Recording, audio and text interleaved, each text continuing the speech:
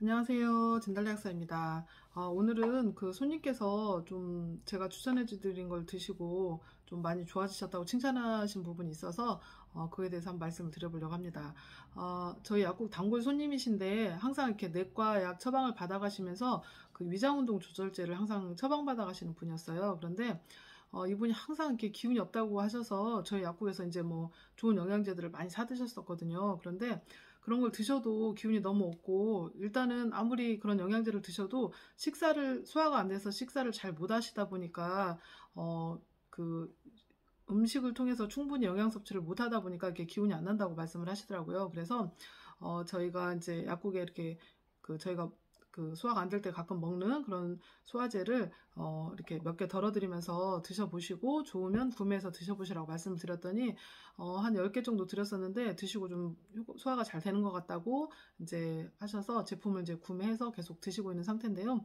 오늘 오셔가지고 그거 먹으면서부터 이제 소화가 돼서 음식도 좀 잘 먹고 기운이 나서 옛날보다 훨씬 이렇게 컨디션이 좋다고 말씀을 하시면서 너무 고맙다고 막 말씀을 하시더라고요. 그동안 계속 소화가 너무 안 돼서 너무 힘들었었는데 요즘은 소화가 되기 때문에 이제 어디 뭐 놀러도 다니시고 그러시면서 훨씬 좋다고 하시더라고요. 그래서 이제 제가 추천해드렸던 소화 효소제가 바로 이드림이라는 제품인데 이게 이제 소화에 필요한 여러 그 효소 성분들이 다 들어있어서 좀 효과를 발휘를 한 것 같습니다. 특히 이분 같은 경우는 나이가 이제 70세가 넘으셨기 때문에 이제 위나 뭐 소장 점막에서 그런 효소 분비가 좀 원활하지가 않은 상태신 것 같아요. 이제 아무래도 나이가 드시면 그런 뭐 점막도 좀 이렇게 위축이 되고 그런 효소 분비 기능이 많이 떨어지게 되는데 이제 병원에서 먹는 위장운동 조절제만으로는 그런 안 되는 거죠. 효소 보충이 안 되기 때문에. 그래서 이제 이게 충분히 그런 효소를 보충을 해줘서 도움이 된 것 같습니다. 그래서 일단 소화를 시키기 위해서 우리 몸에서 필요한 성분들이 뭐뭐가 있는가 한번 말씀을 드려볼까 하는데요. 먼저 우리가 음식이 들어가서 음식을 이렇게 꼭꼭 씹으면 침에서 아밀라제라는 게 나와서 탄수화물을 좀 작게 분해하는 역할을 합니다. 그래서 그것이 이렇게 위로 넘어가게 되면 이제 위에서 한 1시간에서 4시간 정도를 보통 머물게 되는데요. 위에서는 위산하고 펩신이라는 게 나와서 단백질을 분해하고 또 그 미네랄 성분을 이렇게 흡수되기 쉬운 형태로 이렇게 분해시키는 역할을 합니다. 그래서 위장에서 충분히 이렇게 주물럭거려서 이렇게 거의 반액체 상태가 되면 이제 그게 소장으로 내려가게 되는데 이제 소장에서는 소장으로 분비되는 것들이 이제 간에서 만들어져서 담낭에 이렇게 모여 있다가 담낭이 이렇게 쭉 짜지면서 우리가 이제 지방 음식 같은 걸 먹으면 이 담낭에서 담즙을 분비하게 됩니다. 그게 이렇게 소장으로 분비가 되고요.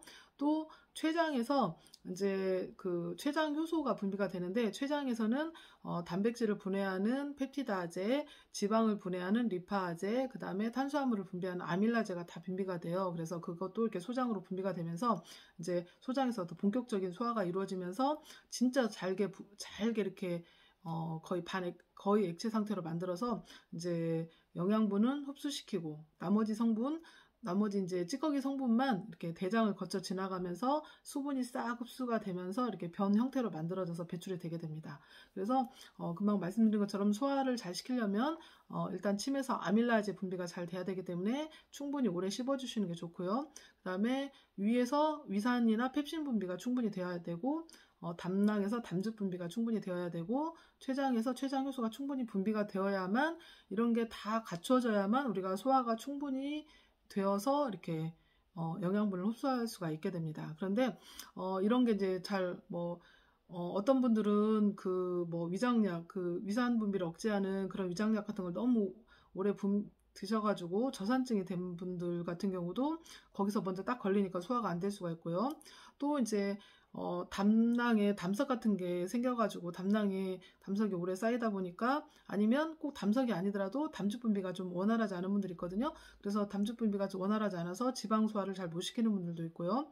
그 다음에 췌장에서 췌장 효소를 충분히 만들어내지 못해서 이런 소화를 못 시키는 분도 있고 이런 여러 단계에서 이렇게 걸려서 좀 소화가 안 되는 분들이 있습니다. 그래서 이런 것들이 충분히 다 원활하게 분비가 되어야만 우리가 어떤 음식을 먹든 소화가 잘 되는 상태가 될 수가 있거든요. 그리고 이제 이런 효소가 적었을 때뿐만 아니라 또 우리가 이제 뭐 너무 스트레스 상태에 있다 보면 교감신경계는 너무 항진이 되고 상대적으로 소화기가 이렇게 잘 작용하게 하는 그런 부교감신경계가 억제가 됐을 때는 위장이 잘 움직이질 않게 돼서 소화가 좀 잘 안 되게 되는 그런 상태가 되기도 하고요. 또 혈어가 있으셔서 혈액량이 부족해서 충분히 위장 쪽으로 혈류가 충분히 가지 못해도 소화가 좀 잘 안 되는 상태가 됩니다. 그래서 얼굴이 이렇게 창백하고 희멀건한 분들 보면 대체로 다 소화가 안 된다는 말씀을 많이 하시거든요. 그래서 또 그러기도 하고 또 이제 그 소장에 세균이 많이 증식해 있어서 조금만 먹어도 그게 이제 소장의 세균에 의해서 부패 발효가 돼서 가스가 너무 과도하게 차오르게 되면 그것 때문에도 굉장히 답답하고 소화가 안 된다는 느낌을 받기도 합니다. 그래서 이런 소화가 안 되는 원인들이 되게 여러 가지가 있는데 특히 이런 효소 분비가 원활하지 않아서 소화가 안 되는 분들은 효소를 충분히 공급해 주는 게 중요한데 특히 좀 연세가 드신 분들한테 많이 해당이 되실 것 같고 젊은 분들도 아까 다른 원인들에 의해서 소화가 안 되는 경우에도 어느 정도 개선이 될 때까지는 이 소화효소제를 같이 보충을 해서 드셔주시는 게 좋습니다. 아까 그런 자율신경계에 문제가 있는 분들은 자율신경계를 좀 정상화시키는 그런 제품 플러스 소화효소제, 혈어가 있는 분들은 혈액을 충분히 보충해주는 조혈 영양제 플러스 소화효소제, 그 다음에 아까 그 소장에 균이 많이 번식을 해서 너무 복부팽만이 심한 분들은 그런 소장의 세균을 좀 제거해주는 유산균 생성물질 플러스 소화효소제, 또 단순히 뭐 그런 게 없이 단순히 효소 부족으로 소화가 안 되는 분들은 그냥 이런 소화효소제만 이런 여러 방법으로 해서 소화를 도울 수가 있습니다. 어떤 분들은 이제 이런 효소제를 복용을 하면 너무 그 내성이 생겨서 나중에 안 먹으면 소화가 안 되는 것이 아니냐 이런 말씀을 하시는데 저는 좀 그건 아니라고 생각을 하거든요.